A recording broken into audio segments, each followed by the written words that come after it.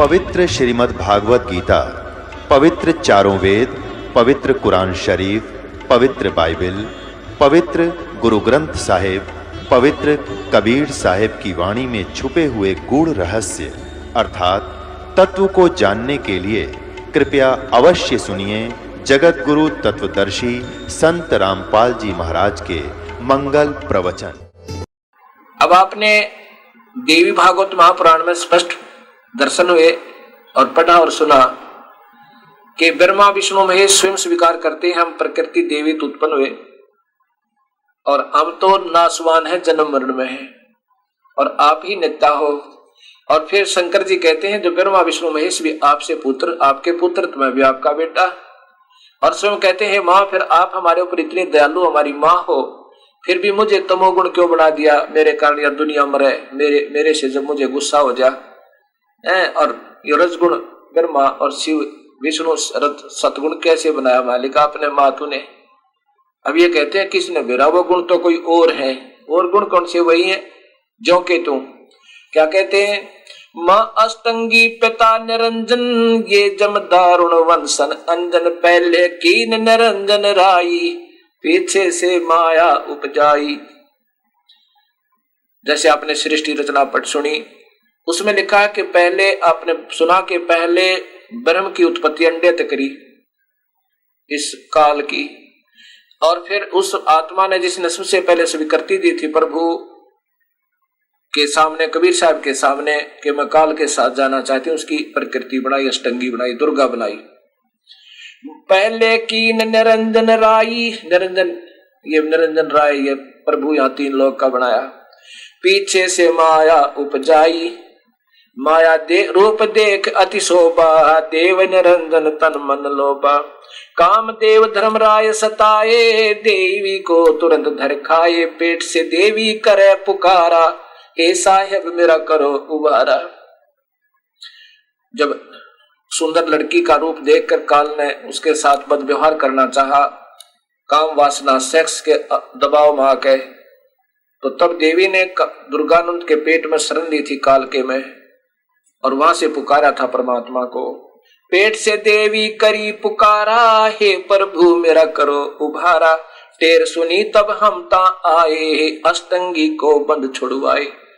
उसकी पुकार सुनकर अष्टंगी की कबीर साहब जोगजीत का रूप बनाकर अपने पुत्र का वहां पहुंचे थे। सतलोक में की ना दुराचारी, काल निरंजन दीन नकारी, माया समेत दिया भगाई, 16 शंख कोस दूरी पर आई। अष्टंगी और काल अब दोई, मंद कर्म से गए बिगोई, धर्मराय को हिकमत की ना, नख रेखा से भग कर लीना। इस लड़की के माया के स्त्री इंद्री नहीं लगाई थी प्रभु ने, इस काल ने अपनी शक्ति से नाखों के द्वारा, इतनी शक्ति है इनमें, ये कर सकते हैं।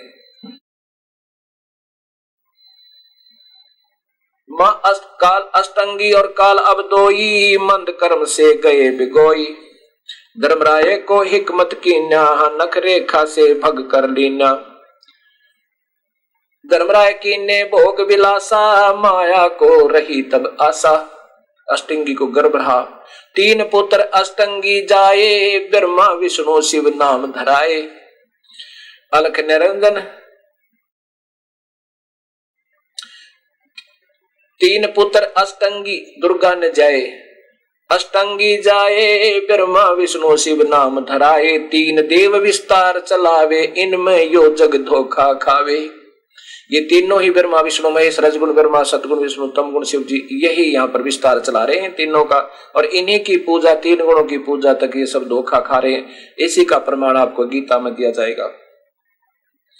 3 लोक अपने सुत दीन्या, सुन निरंजन बासा लीन्या, अलख निरंजन सुन ठिकाना, ब्रह्मा विष्णु शिव भेद न जाना। इनको भी नहीं मालूम बेचारों को कहाँ है हमारा पिता, धोखे में डाले हुए है। 3 देव सो उसको ध्यावे, निरंजन का वो पार न पावे। ये तीनों ब्रह्मा विष्णु महेश भी थक दिए अपने भगवान पिता ने ढूंढ ढूंढ के, ये काल के भी दर्शन नहीं कर पाए। अलख निरंजन बड़ा बटपारा, 3 लोक जीव कीन आहारा। ये ज्योति निरंजन जिसको निराकार प्रकाश रूप ऐसा मानते हैं, अव्यक्त कहते हैं, निराकार आकार रहित, ये बड़ा ठग है। तीन लोकों के जीवों का आहार करता है। ब्रह्मा विष्णु नहीं बचाए, सकल खाए पुन धूल उड़ाए। इन ब्रह्मा विष्णु महेश की जब अवधि पूरी होगी, इनको भी भून कर खाओगा। और नए ब्रह्मा विष्णु महेश ऐसे ही पैदा करके अपनी पत्नी के द्वारा कोमा में रखता है और फिर इनको होश में ला दे, जवान हो जो। फिर इनको मालूम नहीं हम कौन है, कहां से हैं, ऐसे बेचारे उलझे रहते हैं। ये प्यारी आत्मा भी। ब्रह्मा विष्णु शिव नहीं बचाए, सकल खाए पुन धूल उड़ाए। तिनके सुत है तीनों देवा, अंधे जीव करते हैं सेवा। ये उस काल के तीन बेटे ब्रह्मा विष्णु महेश, ये अंधे जीव इन्हीं की पूजा में लगे हुए। ब्रह्म काल सब जग जाने, आद ब्रह्म को ना पहचाने। अकाल पुरुष का हो ना चीन्या, काल पाए सभी गलीना। अकाल पुरुष जिसका कति काल ना हो वो किसी ने नहीं पाया, इस काल को सब ने मान लिया। तीन देव विस्तार और अवतारा, हाथा को वजह सकल संसारा। तीन देवता और ये उन्हीं के अवतार, इन्हीं की सब महिमा गाते रहते हैं, इन्हीं की पूजा करते हैं। तीन गुणों का ये विस्तारा, धर्मदास मैं कहूँ पुकारा। इन ब्रह्मा विष्णु महेश का ये जाल है हर एक ब्रह्मांड में, और इनका मुख्य कारण काल है, क्योंकि इनके पिता को 1 लाख जीव रोज खाने पड़ते हैं। गुण तीनों की भक्ति में भूल रहा संसार, कह कबीर निज नाम बिना कैसे उतरो पारे। तीन गुणों की भक्ति में, ब्रह्मा विष्णु महेश तक की भक्ति में उलझ रहा संसार, कह कबीर निज नाम बिना उस सार नाम बिना कैसे उतरो पार। अब आपको गीता जी के अंदर बताऊंगा, और इन टीकाकार जो दुनिया को गुमराह कर रहे हैं, इन्होंने अपने हिसाब से अनुत्तम को उत्तम रंग लिखा हुआ है, क्योंकि ज्ञानहीन जो गुरु कहा वह अप डूब और डुबावे। गीता में प्रवेश से पहले 2 शब्द और बोलूंगा। जैसा कि प्रसंग चल रहा है कि एक सुधांशु जी महाराज के परम शिष्य दास के पास आए, उन्होंने ये पत्रिका दी दास को, स्वर्ग की लहरें, जैसा कि पहले भी बताया था। और फिर इसको देखा मैंने, सबसे पहले ऊपर से ही देखा जाता है। इसमें इनका जीवन परिचय संक्षिप्त में दिया है महापुरुष का, और इसमें लिखा कि इन्होंने 2 विषयों में एमए किया है। महाविद्यालय से 2 विषयों में एमए किया। तो दास ने सोचा कि ऐसे विद्वान पुरुष ने अवश्य वेदों को भी देखा होगा और गीता जी को भी अच्छी तरह इन्होंने बहुत अच्छा टीका किया होगा।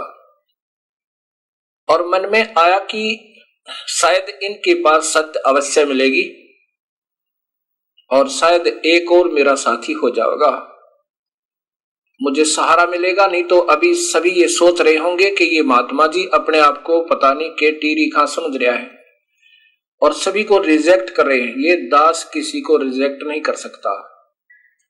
मैं तो स्वयं इन संतों की धूल हूं चरणों की, और तड़प थी, चाह थी उस सत्य की जो इनके पास नहीं थी। अब पता चला, इसलिए फिर हमने ये इनके द्वारा टीका किया हुआ गीता जी, ये 3 हिस्सों में लिखा हुआ इन्होंने ये मंगाया। ऐसे ऐसे 3 पार्ट हैं। और फिर ये काफी पुस्तकें इनके द्वारा रची हुई ये मंगाई। इनको फिर ध्यान से देखा,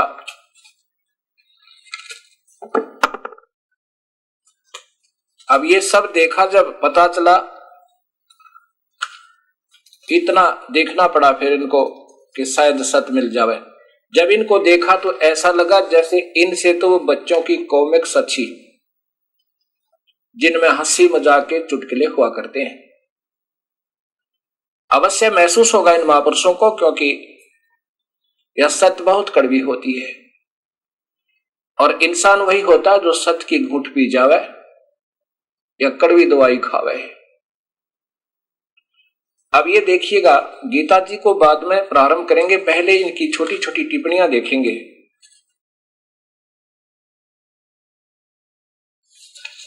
ये देखिएगा,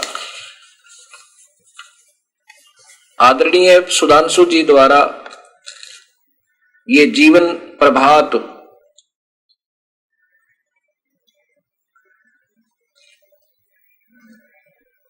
परम पूज्य सुधांशु जी महाराज, इन्होंने लिखा है ये शाश्वत सत्य ओम, ओम मंत्र सदा रहने वाला अर्थात ब्रह्म भगवान का उपासना सबसे उत्तम है, क्योंकि इनकी दौड़ सुनी सुनाई है। इन्होंने लिखा है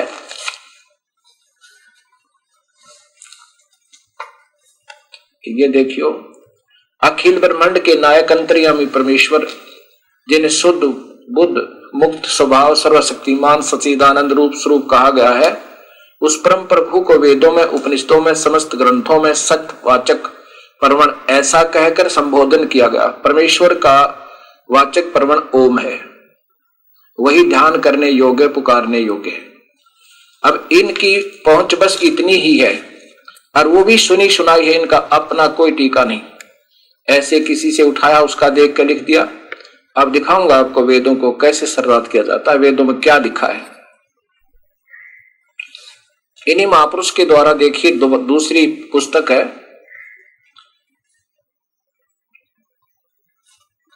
आत्म जागरण की वेला, परम पूज्य सुधांशु जी महाराज। ये यहां पर लिखते हैं इसके 132 पृष्ठ पे, ये देखिएगा, मोक्ष कोई स्थान नहीं है बल्कि चित्त की एक अवस्था है जिसमें स्थित हुआ जीव परमानंद का अनुभव करता है। और यहां इसी के 34 पृष्ठ पे कहते हैं, जब सृष्टि का अंत होता है, प्रलय होती है, जब सृष्टि की इतनी बार प्रलय होती है, इतने समय तक मुक्त होने वाली आत्माएं ब्रह्म धाम में पहुंचकर मोक्ष का आनंद लेती हैं। ये यहां बताते हैं ब्रह्म धाम कोई स्थान है, वहां पर ही मोक्ष होता है, वहां जाकर वो उस स्वर्ग में आनंद लेती हैं। मोक्ष स्वर्ग अक्षिणिक मुक्त, अक्षिणिक ब्रह्म लोक तो नाशवान है, ये भी विनाश में आएगा। 8वें अध्याय का 16वां श्लोक। ये केवल एक ब्रह्मांड को भी ढंग से नहीं बता पा रहे। अब देखिए चित्र, ये एक ब्रह्मांड का चित्र है, ब्रह्मांड, ये सारा एक ब्रह्मांड है। इसमें ये है वह ब्रह्मलोक, ब्रह्म धाम।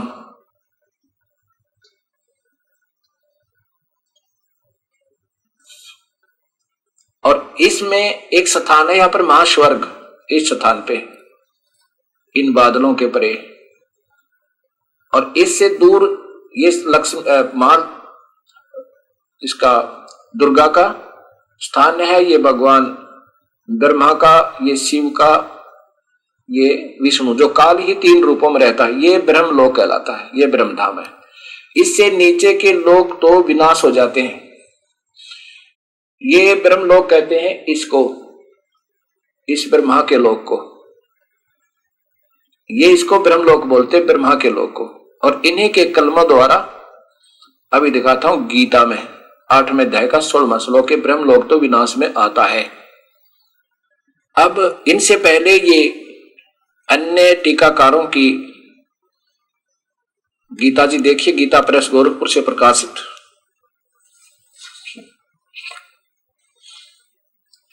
इसमें 8वें अध्याय का 16वां श्लोक, अध्याय नंबर 8 और श्लोक नंबर 16। आप ब्रह्म भुवनाथ, ब्रह्मलोक से लेकर लोका माने सब लोग पुनर्वर्तिन अर्जुन मां उपेत तो किंतु पुनर्जन्म न विद्यते। हे अर्जुन, ये देखो, आप ब्रह्म भुवनाथ, ब्रह्मलोक पर्यंत सब लोग पुनर्वर्ती हैं, परंतु हे कुंती पुत्र, मुझको प्राप्त होकर पुनर्जन्म नहीं होता। अब यहां पर क्या बताया है कि इन्होंने सीधा लिखा ब्रह्मलोक पर्यंत। ये ब्रह्मलोक आपको मैंने दिखाया, वास्तव में ब्रह्मलोक वो है। और अब आपको ये इन्होंने ऐसा किया है। अब ये श्री आसाराम जी महाराज, आदरणीय आसाराम जी द्वारा ये वही श्रीमद् भगवत गीता का टीका, इसमें भी इन्होंने सही किया है कि ब्रह्मलोक से लेकर ये 8वां अध्याय अक्षर ब्रह्म योग, ये 16वां श्लोक। हे अर्जुन, ब्रह्मलोक पर्यंत सब लोग पुनर्वर्ती हैं, परंतु कुंती पुत्र मुझको प्राप्त होकर पुनर्जन्म नहीं होता, क्योंकि मैं कालातीत हूं और ये सब ब्रह्मादि के लोक काल के द्वारा सीमित होने से नित्य हैं। अब इन्होंने किसको माना है ब्रह्म का ब्रह्मलोक, अभी बताते हैं। ये है आदरणीय सुधांशु जी द्वारा टीका गीता का,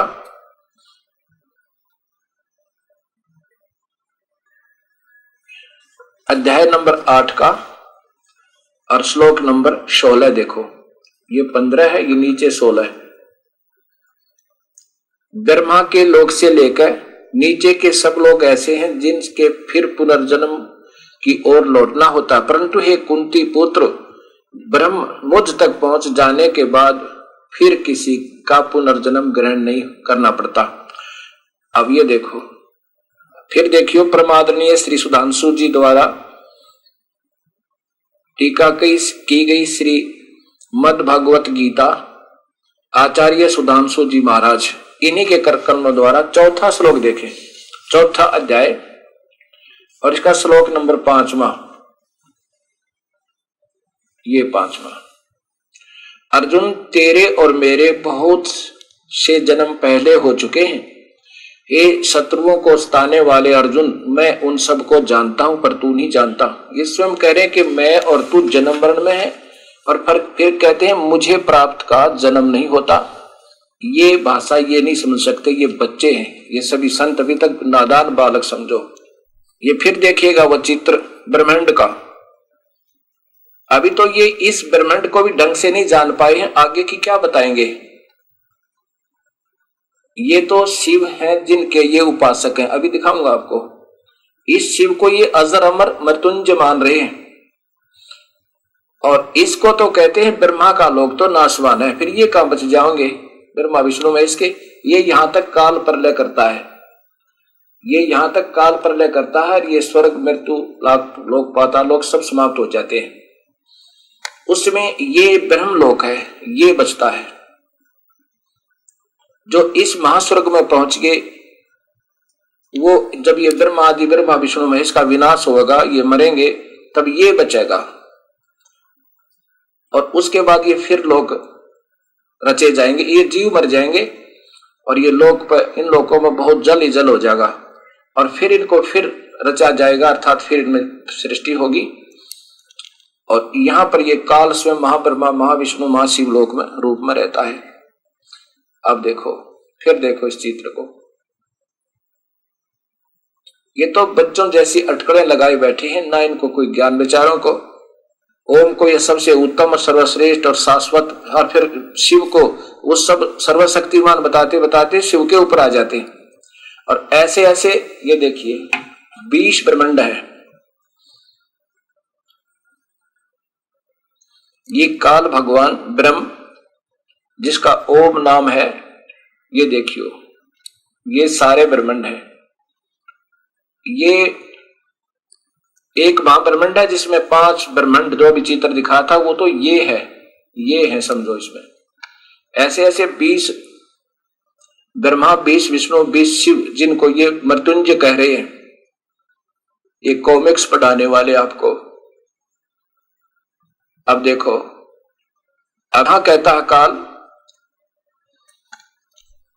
या ये ब्रह्म जिसका ओम मंत्र, जिसको ये शाश्वत बता रहे हैं, ये स्वयं कहता मैं तो जन्म मरण में हूं, फिर ओम मंत्र कहां शाश्वत रहा, ये विचार करना होगा। देखो कोई निंदा नहीं समझना, सत कड़वी अवश्य होती है, परंतु ये उद्धार करेगी अपना। हमें मान बढ़ाई से दूर होना होगा। ये दास तो इनसे भी बहुत निम्न सतर का अज्ञानी महापापी जीव था मैं तो। ये तो पहले से पुण्यात्मा थी, पर ना जाने इस दास के ऊपर कैसे कृपा कर दी उस परमेश्वर ने, अपना सारा खजाना खोल दिया। ना जीव के बस का इन शास्त्रों को कोई ढूंढ ले और इनमें को सच खोज ले। ये तो समुद्र में गोते लगा कर और लाल ढूंढना होता है। कुछ तो वो शास्त्र इतने गहरे, लंबे लंबे चौड़े चौड़े वेद और गीता, और फिर इन अनजान संतों ने इसको इतना उलझा दिया, जीव पढ़ पढ़ कर कहाँ जावे।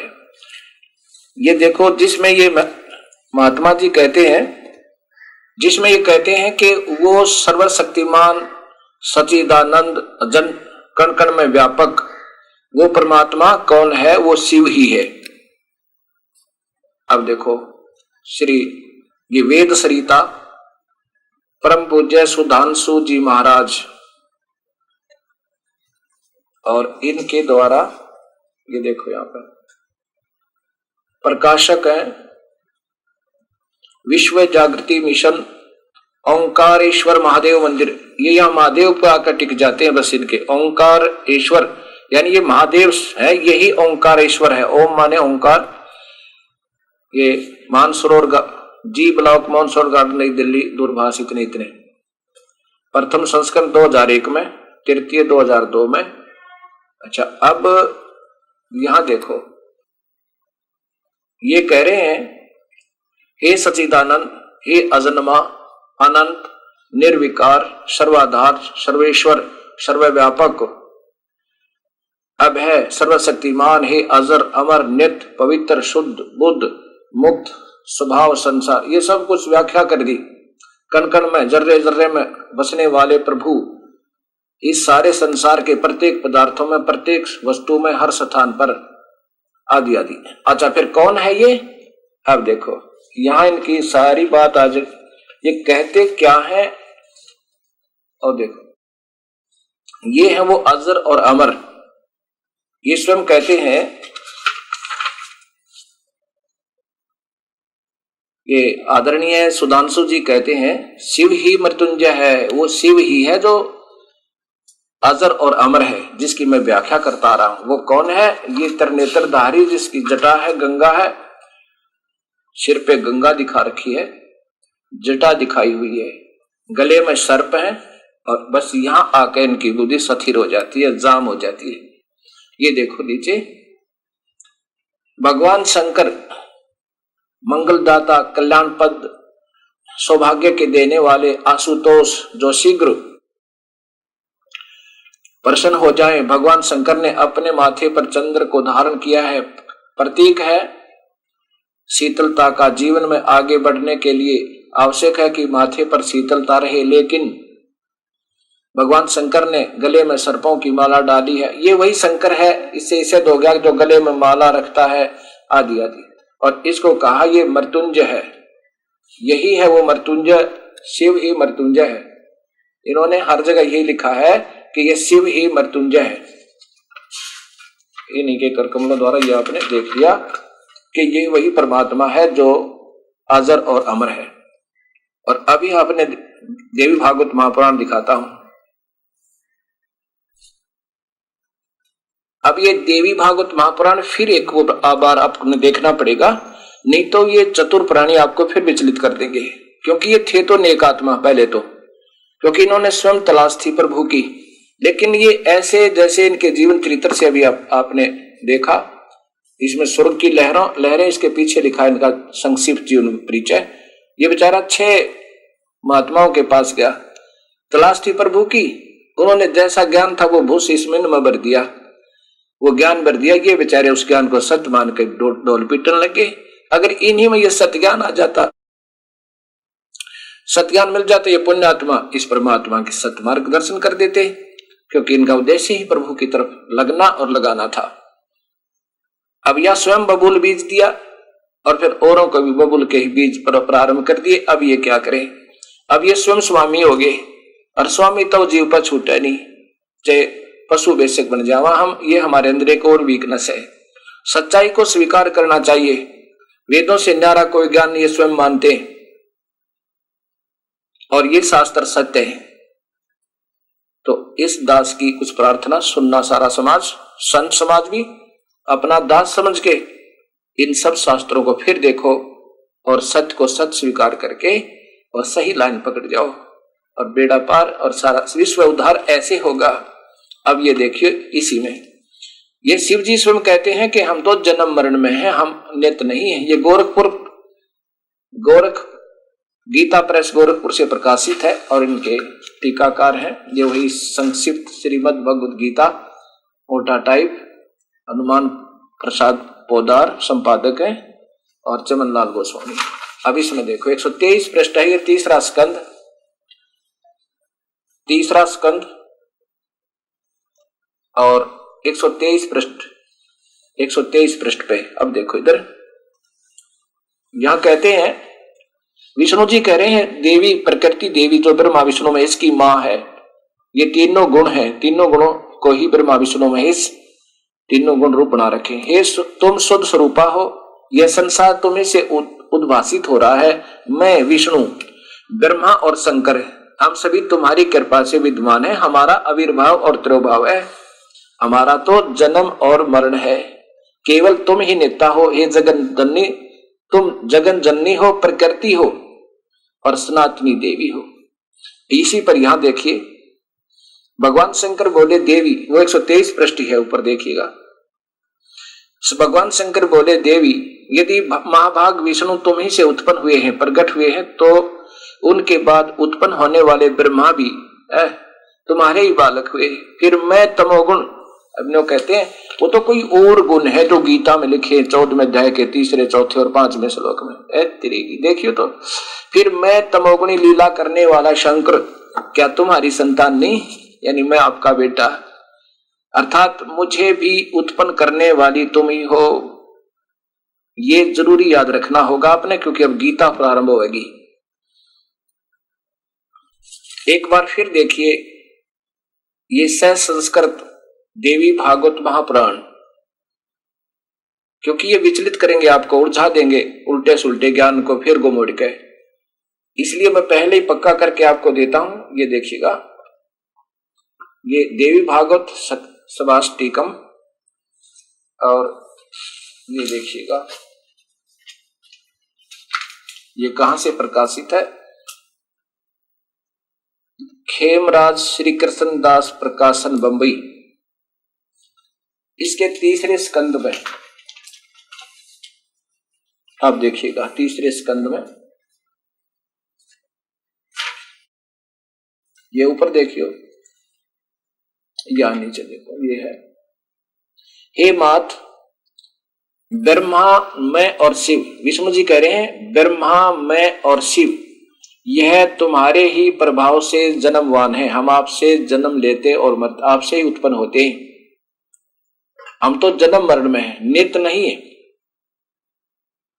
फिर इंद्र आदि देवता कैसे सत्य हो सकते हैं?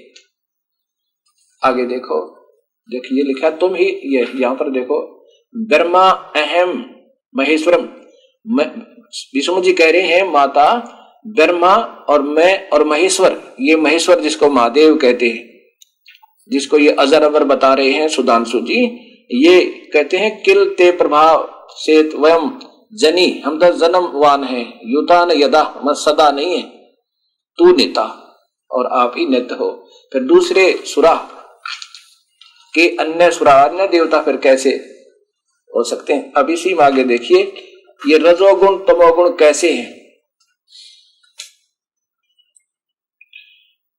अब शिव जी बोल रहे हैं, क्योंकि ऊपर शिव जी कह रहे हैं कि मैं भी आपसे उत्पन्न हुआ हूं, आप मेरी जननीता हो। अब देखो हे माता, यदि हमारे ये ऊपर देखो, सब लोक के सृजन करने की इच्छा करने वाले विष्णु ब्रह्मा और शिव, इन तीनों लोकों में जो भी सृष्टि पृष्टि होती है, यह सब तुम्हारे चरणाविंद की भक्ति और प्रीति को प्राप्त होकर कर सकते हैं। हे मात, हमारे ऊपर सदा आप दयायुक्त हो, तो हमको तमोगुण, शिव कह रहे हैं हमको तमोगुण में तमोगुण बना दिया। किस प्रकार प्रदान किया? ब्रह्मा रजगुण और हरि सतगुण है, हरि माने विष्णु किया। किस लिए, कैसे प्रदान किया है परमात्मा? ये माता, फिर हमें कैसे ऐसा उलझा दिया आपने? मैं तो तमोगुण ये देखिएगा बिल्कुल स्पष्ट है। और इसी में संस्कार देखो, ये देखो, यदि आप दयावान हो तो हमें दयार धर्मना न सदा बिके कथम अहम श्री विहित जय। आगे देखो, मैं तो तमोगुण और कमल जय यानी कमल में उत्पन्न होने वाले ब्रह्मा रजोगुण संभव है और स्वीत है किमम सतोगुण हरि, ये सतोगुण हरि विष्णु बना दिया। अब देखो, अब यही मैं आपको सिद्ध करना चाहता था ये दास कि टीका करते हुए गीता का ये विचलित ना कर दें आपने। अब फिर देखिए, ये आदरणीय सुधांशी जी द्वारा ज्ञान रसिम परम पूज्य सुधांशु जी महाराज ये कहते हैं कि भगवान श्री कृष्ण ने जब सुबह तक युद्ध किया, शाम तक, फिर आकर के भगवान कृष्ण, ये इन्हीं के, ये प्रश्न नंबर 76 पे है, इसी में भगवान कृष्ण युद्ध से लौटकर आते हैं और कहते हैं अर्जुन घोड़ों को खोल दे, कुछ देर शांत होकर उस परब्रह्म से अपने को जोड़ो। अब मेरे अंदर ध्यान नहीं, कहते हैं उस परब्रह्म को, कोई और परमात्मा है, कुछ भी सतिथि हो भगवान का ध्यान जरूर करना, परमात्मा से पीठ न मोड़े, सवेरे शाम उसका ध्यान जरूर करना। अब यहां शिव नहीं, कोई और परमात्मा, ये शिव को ही परमात्मा मान रहे हैं। कबीर साहब कहते हैं 3 गुणों की भक्ति में ये फूल पड़ा संसारे, कह कबीर निज नाम बिना कैसे उतरो पार। 3 गुण, रजगुण ब्रह्मा, सतगुण विष्णु, तमगुण शिव जी। 3 गुणों का ये विस्तारा, धर्मदास मैं कहूं पुकारा। अब देखो, यही श्रीमद् भगवत गीता इन्हीं परम आदरणीय सुधांशु जी द्वारा टीका है। और देखो ये स्वयं क्या लिखते हैं। गीता में प्रवेश से पहले ये जानना बहुत जरूरी है कि गीता श्री कृष्ण भगवान ने नहीं बोला, क्योंकि अभी तक इन महापुरुषों की बुद्धि यही टिकी हुई है, श्री कृष्ण को परब्रह्म, श्री कृष्ण को पूर्ण ब्रह्म, यही सर्वशक्तिमान, और फिर शिव जी के ऊपर टिकते हैं महेश्वरम महादेवम। अब इनको यही नहीं मालूम तुम कह क्या रहे हो और करना क्या है, वह शास्त्रों में विद्यमान क्या वस्तु है। अब किसी का दोष नहीं, क्योंकि ये दास भी पहले बर्मी था, बहुत तलाश थी प्रभु की, और हरदम आंखों में पानी गिरता रहता था, ये क्या जीवन है। सामने सोए, सुबह धंधा किया, रात ने पढ़कर फिर सो गए, फिर धंधा किया, फिर पढ़कर सो गए। हे परमात्मा, क्या यही मनुष्य जीवन था? फिर यही छोड़ दिया था, परमेश्वर यदि कोई परम शक्ति है, आप ही संभालो इस नीच व्यक्ति को, नीच आत्मा को। जिस भी सत्संग में संत के विचार सुनते हैं बहुत अच्छे लगा करते हैं, क्योंकि वो तो कॉमिक्स सुनाया करते थे, कॉमिक्स, चुटकुले। राजा जनक ने बोला, उसने बीरबल ऐसे बोला, अकबर ने ऐसे कहा, फलाना महात्मा आया, उसका जोड़ जुगाड़ क्या है, वो कहना क्या चाहते थे, उनका रिजल्ट क्या हुआ, ये कोई नहीं बता पाए। अब ये सोचना जरूरी हो गया है। नहीं, दास ने कोई शौक नहीं था ये सच कहने का, और अनजानों की दृष्टि में एक बार मैं निंदक महसूस होऊंगा अवश्य, क्योंकि आपका दोष नहीं, क्योंकि हम सभी समाज में भगत समाज, चाहे हिंदू है, मुसलमान, सिख, ईसाई, सत्य से बहुत दूर पहुंच चुका है। जिन महापुरुषों ने यह प्रारंभ किया था रास्ता, उन्होंने बिल्कुल सही किया था। गरीबदास जी कहते हैं अगले सतगुरु शेर थे और पिछले जंब गीद है, वो पहले वाले तो शेर थे। गुरु नानक देव जी, हजरत मोहम्मद जी, आदम जी, अब्राहिम जी, ईसा जी, मूसा जी, और इधर हमारे पूर्वज जो ऋषि लोग थे, वो तो शेर थे। उनके आने वाली परंपराओं में वो पिछले गीदड़ हो गए। मरे हुए शिकार को खा रहे हैं, वो मार नहीं रहे, और उसको भी उलझा मुलझा कर मिट्टी में मिलू गए। उन्होंने जो मार्गदर्शन किया था, सत्य खोजा था और बताने की चेष्टा की थी जितनी जिसकी समर्था थी। ऋषियों ने ये नहीं मिला, क्योंकि वो कबीर परमेश्वर ही आकर के बता सका है सच्चाई को, अन्य के बस का नहीं।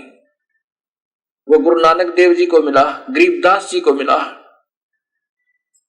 धर्मदास जी को मिले वो परमेश्वर, मुल्कदास जी को मिले, दादू दास जी को मिले, हजरत मोहम्मद जी को मिले, क्योंकि वो हर एक के पास आते हैं, पुण्यात्मा को कोशिश करते हैं समझाने की, लेकिन उससे पहले वो बहुत उस काल के रंग में इतने रंगे हुए होते हैं कि फिर उनकी मजबूरी हो जाती है वहां से वापस आना। अब जैसे इवन संतों को जो आज महामंडलेश्वर और लाखों की संख्या में अनुयायी बनाए हुए हैं, ये ही वो मेंढक वाली सर्प वाली चकचुंदर हो जाएगी इनके मुंह में। अब खावत कोडियों में और छोड़ना तो ना मर्द कवा में। अब इनके ऐसे फंसेंगे ये, इनको पता भी होगा कि हम बिल्कुल अधूरा मार्ग है, लेकिन अब अगर कोई समझदार होगा तो अपनी मान बढ़ाई न छोड़ने जान बचेगी। ये कभी छोड़ देना, किसी युग में छोड़ना अब कोई ऊंच नीच नहीं है। अब कोई वैद्य मिल जावे रोगी को, वहां के मान तार के बड़ा और क्या छोटा, दवाई ले वे रोग घटावे अपना स्वस्थ हो। तो ऐसे अब मैं जो बताना चाहता हूं आपको, गीता जी भगवान श्री कृष्ण ने नहीं बोला, और ये सभी महापुरुष गीता जी को श्री कृष्ण से प्रारंभ करते हैं। अब ये जो कड़वी सत्य थोड़ा सा देर में समझ में आओगी, पर बिल्कुल एथेंटिक रिकॉर्ड के आधार पर बिल्कुल प्रमाणित प्रूफ प्रमाण होंगे आपके सामने, फिर देर नहीं लगेगी। बुद्धिजीवी को इशारा ही होता है, क्योंकि तलाश है आप सबको प्रभु की, जो लाखों की संख्या में इन अधूरे संतों के पीछे लगे हुए हो, जो बेचारे आप ही पूर्ण ज्ञान ना होने से कोशिश कर रहे हैं कि हम सही बता रहे हैं। क्योंकि इनका अपना दृष्टिकोण, अपनी सत्य मार्गदर्शक का क्या है, दर्शन का क्या है कि लाखों की संख्या तेरे अनुयायी है, और जो तुम बात बताते हो और फिर वो ताड़ी पीट देते हैं। जिस सत्संग में ताड़ी पीटी जाती है वो सत्संग नहीं, वो ड्रामा है, वो तो एक नाटक है। जिस सत्संग में ताड़ी बाजे वहां तो रोना चाहिए, आंखें आंसू आवे, ताड़ी नहीं पिटे। क्या की ताड़ी और के हमारा ज्ञान शास्त्रों का संग्रह करके स्टेप रिकॉर्डर में रिकॉर्ड करा हुआ हम प्रभु बन जाते हैं। केवल ज्ञान के उच्चारण पे उसको लतीफेदार कथा सुनाने से हम एक हीरो बनते हैं, जैसे एक्टर होते हैं, वो भी करोड़ों की संख्या में उनको श्रद्धा का पात्र बन जाते हैं उन नादान बच्चों का। ये ऐसा ही अभी तक संतजन कर रहे हैं। अब देखिएगा गीता जी की आवश्यकता कब पड़ी, जब कौरव पांडवों का भाई बंटवारा नहीं हो पा रहा था। युधिष्ठिर को दुर्योधन आधा राज्य भी देने से मना कर देता है। आधा राज्य मांग रहे थे पांडव के, तू हमें आधा राज्य दे दे। अब देखो, इसको धर्म युद्ध था ऐसे ऐसी व्याख्या देकर उलझे बैठे। धर्म युद्ध क्या धर्म युद्ध था, दो भाइयों की लड़ाई थी, और अपने बंटवारे पे या क्या की समझदारी, दो भाई लड़े। वो कहता मैं नहीं तेरा हिस्सा देता, वो कहता मैं नहीं देता, और आधा गांव एक तरफ हो जा, आधा गांव एक तरफ हो जा, आधा देश एक तरफ हो जा, आधा देश एक तरफ हो जा, लठम लठा। ये अरिश की फिर कथा कहते कहते युग बीत गए। दो भाइयों का झगड़ा था, एक निकम्मा था तो दूसरे कौन से गाइड थे, उन्हें बोले आधा लेकर छोड़ेंगे, हमें अवश्य लेंगे। वो मान बढ़ाई ही नहीं गिरी, अगर मान बढ़ाई गिर जाती तो झंझट मिट जाता। उनका आपस में समझौता नहीं हो रहा था, कंप्रोमाइज नहीं हो पा रहा था। भगवान श्री कृष्ण 3 बार शांति दूत बनकर गए। युधिष्ठिर से भी कहा और दुर्योधन से कहा, दुर्योधन तुम बैठ कर दोनों भाई कौरव भी पांडव भी अपना बीच बचाव कर लो। युद्ध बहुत बुरी चीज होती है, ना जाने कितने बहन विधवा होंगे, कितने बच्चे अनाथ होंगे। और जो राजा भी बन गया भाई, उसका जीवन सुखी नहीं रह सकता इतने हत्या के किए हुए राज्य को प्राप्त करके। उनकी बद्दुआ उनको लगती रहेंगी। अब न तो दुर्योधन मान रहे हैं और ना ही पांडव मान रहे हैं, ना कौरव मान रहे हैं। तीसरी बार भगवान कृष्ण जाते हैं, पांडवों को कहते हैं भाई बात सुन लो। अब कृष्ण भगवान ने सोचा कि कहीं ये पांडव तेरा ही सहारा मान गए और ये नहीं हथियार डाल रहे हो, ये सरेंडर ना कर रहे हो और कहीं ये अनर्थ ना हो जाए। तो भगवान ने ये भी फैसला कर दिया, भाई देख लो, तुम दोनों हो, आप यहां बैठे हो, एक तरफ तो मेरी सेना होगी, एक तरफ मैं होऊंगा और मैं हथियार भी नहीं उठाऊंगा, मैं युद्ध नहीं करूंगा। भगवान कृष्ण ने सोचा था शायद इसी बात को सुनकर और पांडव कहते जी ठीक है हम नहीं लड़ते, क्योंकि मालूम था कि कृष्ण जी हमारे साथ है। वो ये सोच रहे थे कि ये तो हमारी तरफ होगा ही होगा और इनकी सेना भी हमारी तरफ होगी। उन्होंने पहले फैसला कर दिया कि सेना एक तरफ और मैं एक तरफ। फिर पांडव घबरा गए और भगवान ने कह दिया मैं हथियार भी नहीं उठाऊंगा युद्ध में। अब पांडव घबरा गए कि तो बात बिगड़ेगी। फिर कहने लगे भगवान एक काम करो, हमारी भी इज्जत रह जावे, हमें 5 गांव दिला दो, उन 5 गांव से हम गुजारा कर लेंगे। तब कृष्ण जी भी नम्र हो गए, भाई बिल्कुल सही बात है, अगर अब भी दुर्योधन नहीं मानता ना फिर भाई तेरी कमजोरी है। दुर्योधन से कहा दुर्योधन बात बन गई और तू अब मान जा भाई, इनको 5 गांव दे दे, चाहे मैं अपने राज्य में ले जाऊं इनको, फिर तू एक बार इनको 5 गांव दे दे और चाहे उनको भी तू ले लेना बाद में, तू 5 गांव दे दे और मैं इनको फिर कहीं भी व्यवस्थित करूं और ये अनर्थ टल जाएगा। लेकिन विनाश काले विपरीता बुद्धि, दुर्योधन की बुद्धि भ्रष्ट होगी। उसने सोचा कि ये तो डर गए पांडव, अब क्या, अब तो बिल्कुल ही नहीं मानूंगा। कहा कि सुई की नोक के बराबर भी पांडवों के लिए स्थान नहीं है। तब कृष्ण जी ने कहा निकम में बेहयात ने कुछ भी शर्म नहीं आई, कुछ तो सोच ले। करड़ी करड़ी बात की। दुर्योधन ने कहा कि पकड़ लो इसको। अपनी सेना वहां बैठे थे 101, तो ये योद्धा खुद बैठे थे पांडव और महामंत्री बैठे थे, पकड़ लो इसको अहिर के बच्चे को। जब भगवान श्री कृष्ण ने अपना विराट रूप दिखाया, सिद्धि होती है संतों पे, अपना विकराल रूप कभी दिखाकर किसी को डरा सकता है ये ब्रह्म तक के उपासक। तो उससे वो सब घबरा गए, सबकी आंखें बंद हो गई, उनका तेज न देखकर, उनका भयंकर रूप न, और वो वहां से भगवान कृष्ण निकल गए और युद्ध की तैयारी होगी। अब इससे पहले एक और विचार करना होगा कि भगवान कृष्ण त्रिलोकीय भगवान विष्णु के अवतार अर्थात वही ज्यों के त्यों माने जाते हैं। एक समय भृगु ऋषि जी ने भगवान श्री विष्णु की छाती में लात मारी। भगवान विष्णु ने कहा था, हे ऋषिवर, हे ब्राह्मण, आपके पैर के चोट तो नहीं आई, आपका कमल जैसा कोमल पैर और मेरा पत्थर जैसा सीना था, कि आपको दर्द तो नहीं हुआ? अब कितने शतोगुणी भगवान। और फिर अब विचार करना, क्या वो कहेंगे युद्ध कर लो? शिशुपाल ने 100 बकवाद करी थी 99, और इतना सहनशील कि बालक से कोई बात नहीं, ये अनजान है, मेरा एक बार भी नहीं उठेगा इस तरह। लेकिन वो सिर पर चढ़ता चला गया। तब कहा था, बेटा तेरी 100 माफ करूंगा, 101 माफ नहीं होगी।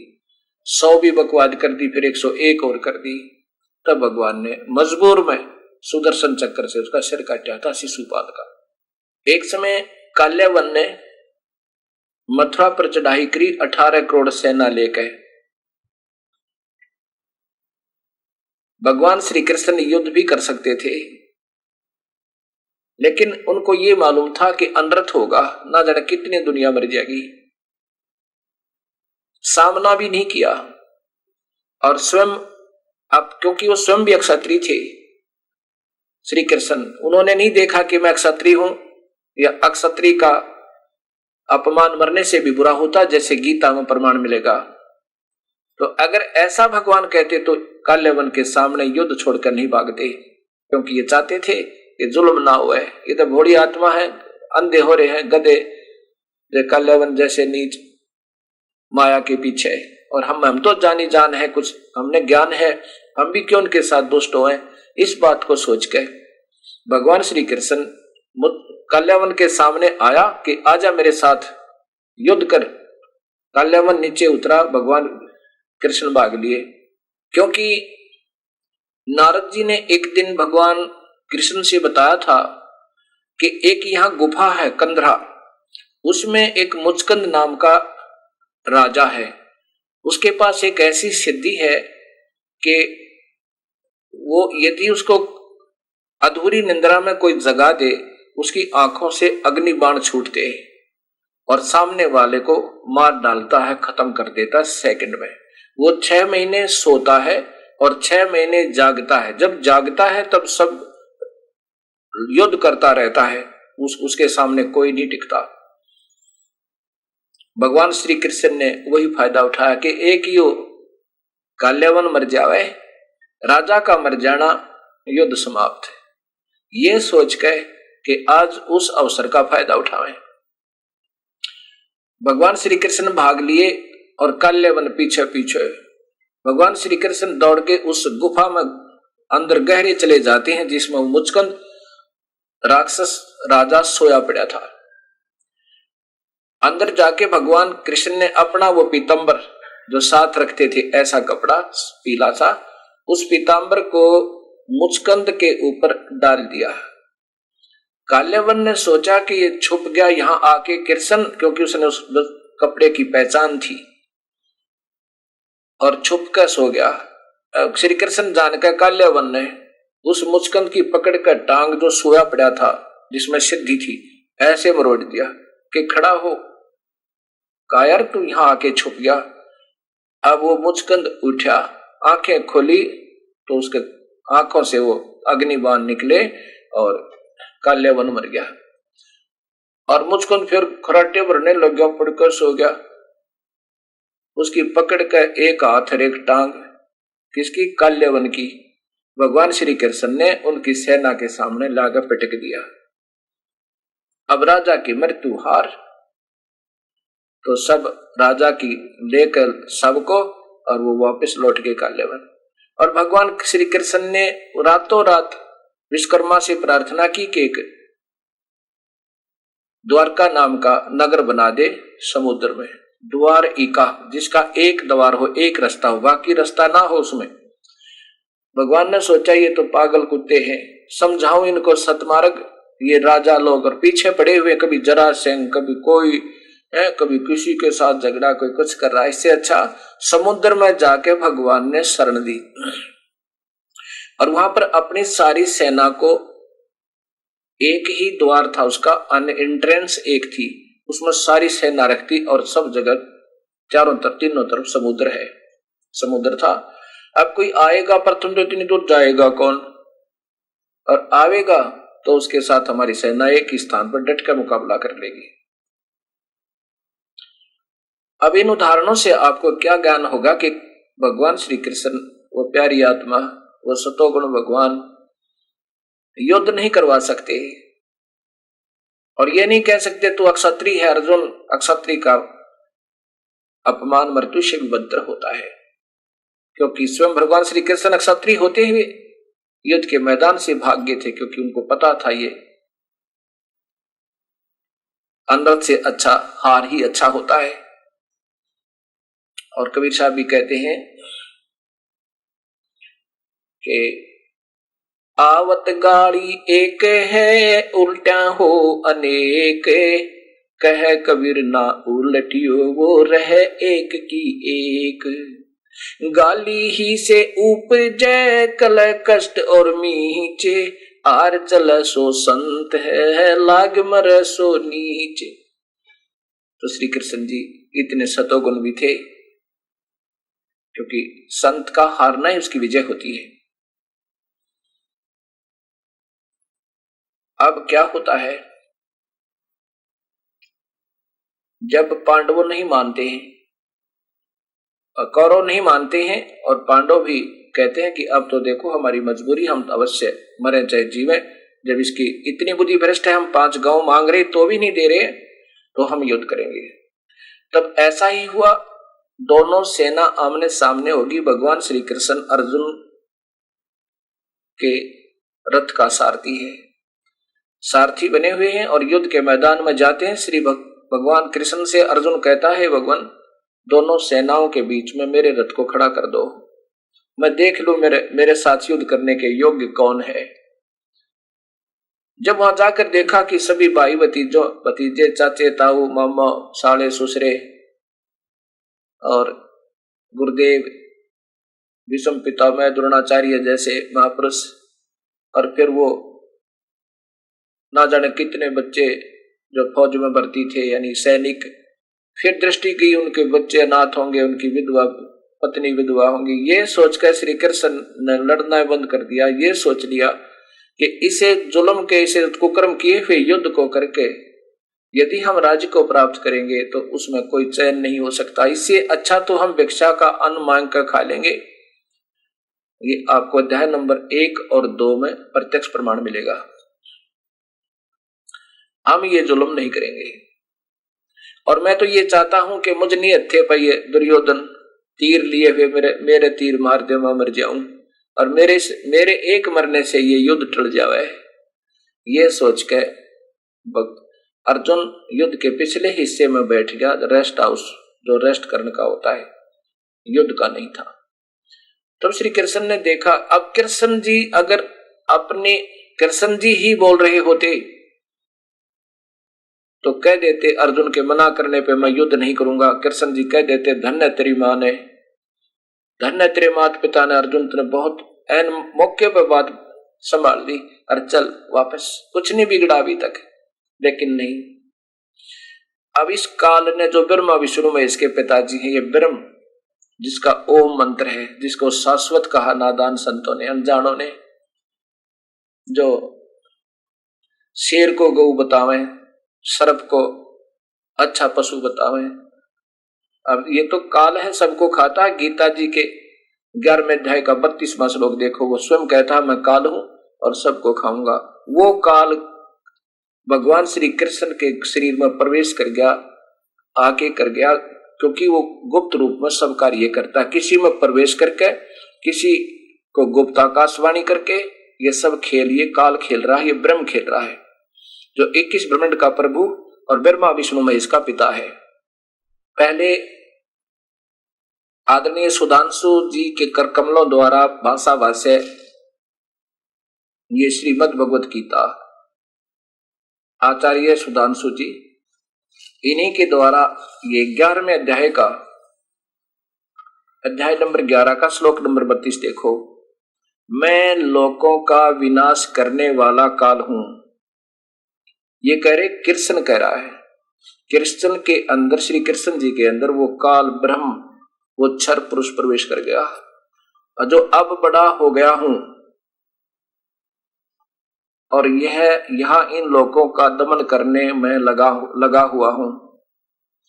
ये परस्पर विरोधी सेनाओं में पंक्तिबंद खड़े हुए योद्धा तेरे कर्म के बिना भी शेष नहीं रहेंगे। इसका वास्तव में यह है कि मैं अब प्रवृत्त हुआ हूं। प्रवृत्त माने अब प्रगट हुआ हूं, मतलब अब वास्तविकता मैंने अब दिखाई है। अब ये मेरा वास्तविक रूप मैंने दिखाया है। मैं इस कृष्ण में प्रवेश हूं। बाहर मतलब उससे और नारा दिखाया, कृष्ण जी को अंतर ध्यान कर दिया। अब कहता ये हूं मैं वो काल। अब बताओ, और फिर यही काल कहता है कि अर्जुन 11वें अध्याय के 46 में कि अर्जुन, अभी दिखाऊंगा आपको श्लोक नंबर, कि अर्जुन जो ये मेरा काल रूप विराट रूप है, ये मेरा विराट रूप है, इसको तेरे से पहले कभी नहीं देखा किसी ने। ये तो मैंने तेरे पे अनुग्रह करके ये दिखाया है, नहीं इससे पहले कोई नहीं देख सका और आगे भी कोई नहीं देख सकेगा। फिर श्री कृष्ण जी ने जो विराट रूप दिखाया था कौरवों के राजीनामा समझौता के दौरान, तो ये कैसे कहते भगवान श्री कृष्ण के पहले किसी ने नहीं देखा? ये भी विचार करना भक्त समाज। ये सच्चाई बहुत गहरी, गोते बार मार का ये स्थान निकालना पड़ेगा, तब आप तक वो सत्य पहुंचेगी। नहीं तो इतना उलझा दिया इन अधूरे संतों ने। अब देखिए आगे, अभी दिखाता हूं आपको। अब फिर देखिए अध्याय नंबर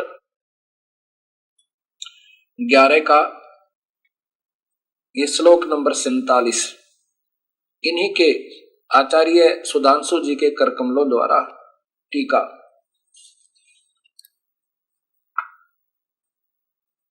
ये देखिए अध्याय नंबर 11 और श्लोक नंबर ये देखो 47। हे अर्जुन, मैंने प्रसन्न होकर अपने दिव्य शक्ति के द्वारा तुझे यह परम रूप दिखाया, जो तेजों में सर्वोपरि असीम और आधे सबसे पहले का, जिससे तेरे सिवा और दूसरे ने पहले और किसी ने नहीं देखा, तेरे सिवा तुझसे पहले किसी ने नहीं देखा। अब बताओ, अब आप ही विचार कर लेना भक्तात्माओं, ये सच्चाई कहां छपी हुई है। अब ये जो सत्संग चल रहा है शंका और समाधान पे, क्योंकि ये परिभाषा प्रभु की जो आस्था जैसे पवित्र चैनल पर चली, और इनको कितना पुण्य होगा जो दिखा रहे हैं और जिस इसमें सहयोग दे रहे हैं भक्तात्मा, जिन्होंने ये इन पुण्य आत्माओं ने, विजय ट्रांसपोर्ट ने, क्योंकि ये भी कहते हैं जी हम भी ऐसे अंधे थे, ज्ञानहीन इन संतों के पीछे बहुत घूम लिए थे, सत्य की तलाश थी, दर दर धोखे खाए, मंदिरों में गए, साईं बाबा की मूर्ति पूजी, ना जाने कहां कहां गए, ढेर सारी किताबें खरीद कर रखी हुई, हमारी समझ से बाहर हो गया कि क्या करें क्या न करें। रजा हुई, कृपा हुई प्रभु की, ये पुण्यात्मा ने अपना तन मन धन ला के समर्पण करके इस विजय ट्रांसपोर्ट ने, और फिर सहयोग दिया आस्था जैसे पवित्र चैनल ने, ये दुनिया गुण गावेगी और प्रभु के हृदय में स्थान पाओगे कि सच्चाई कहां थी और ये कैसे सामने आई। मनुष्य का एकमात्र उद्देश्य मनुष्य जीवन का प्रभु पाना है। तलाश तो इन महापुरुषों ने भी यही थी, लेकिन ये ऐसे संतों के टकरा गए कि इनमें गलत ज्ञान भर दिया, अधूरा, और फिर उस ज्ञान के आधार पर ये स्वयं वक्ता हो गए। अब ज्ञानहीन जो गुरु का आवे आप पर डूबे और डुबावे। ये पुण्यात्मा श्री आसाराम जी जैसे, सुधांशु जैसे, बाल योगेश्वर जैसे, सतपाल जी जैसे और मुरारी बापू जैसे, जो कोशिश भरसक प्रयत्न कर रहे हैं समाज को कुछ दें, पर इनका अपने पल्ले कुछ नहीं देंगे क्या बेचारे। अब कहते हैं पूरे गुरु बिन किन्हें न पाया ज्ञाना, जो थोथा बुझ छड़े किसाना। ये थोथा बुझ छिड़ा जा रहा है। तो ये शंकाएं आई सभी के मन में, तो उनका अब समाधान दिया जा रहा है। बड़े प्यार के साथ भक्तों के टेलीफोन आ रहे हैं, उनके बड़े मधुर बड़े पवित्र पत्र आ रहे हैं, हृदय की पुकार आ रही है हमारे पास कि ऐसे सत्य ज्ञान को जन जन तक पहुंचाना चाहिए। इसमें बुद्धिजीवी लोग और युवा वर्ग बहुत ज्यादा सहयोग दे सकते हैं। आज किसी को कोई बहका नहीं सकते ये संत, पहले तो बहका दिया करते, वो झूठ बोलता है उसने क्या मालूम है, और अब ये शास्त्र सब मुंह बंद कर देंगे सबका, जो और बोलेंगे तो वो गलत बोलेंगे, समाज उनको दूना लताड़ेगा कि अब तो चुप हो जाओ, बहुत दिन बहका लिया दुनिया को, अब तो शर्माओ, कुछ थोड़े बहुत शर्म करो, सत्य को स्वीकार करो, औरों को भी बताओ, फिर डंडोरा पीटो इस परम पिता की महिमा का। कोई अनादरणीय नहीं है, पूजनीय केवल एक परमात्मा है, एक है साध्य सब सद, सब साध्य सब जावे, और माली सिंचाई मूल का तो फला फुलागा। वो एक कौन है वही नहीं मिल लिया अभी तक। वो मिलने के बाद फिर इतना आसान है भक्ति मार्ग, उसकी विधि भी एक ही है। कहते हैं भगवान एक है, पूजा कैसे ही कर लो, या कोई बात हुई? जब भगवान एक है तो उसका, जैसे आम है, आम तो एक ही है, उसकी वैरायटी भी एक ही है और बीज भी एक ही है। वो वही बीज बीजने से आम होगा। कोई बीज बीज दो और आम लगेगा? कभी नहीं हो सकता। ये हमारा शरीर बना हुआ है, इसमें सभी मुसलमान, हिंदू, सिख, ईसाई सभी भाइयों के अंदर ये एक जैसा शरीर है, एक जैसे अंग है। अंदर ये 6 चक्र बने हुए हैं हमारे शरीर में और 7 चक्र बने हुए यहाँ से यहाँ तक, और ये सब में एक जैसे हैं। ये खुलेंगे तो यहाँ से जाया जाएगा। इनमें सबकी जकड़ है नीचे गणेश जी की मूल कमल में, और स्वाद चक्र में ब्रह्मा जी की, नाभि कमल में विष्णु जी की, हृदय कमल में शिव जी की, कंठ कमल में इस शेरा वाली दुर्गा की, और त्रिकुटी कमल एक साजला एयरपोर्ट है, और फिर उसके बाद सहस्रार कमल में इस काल भगवान की।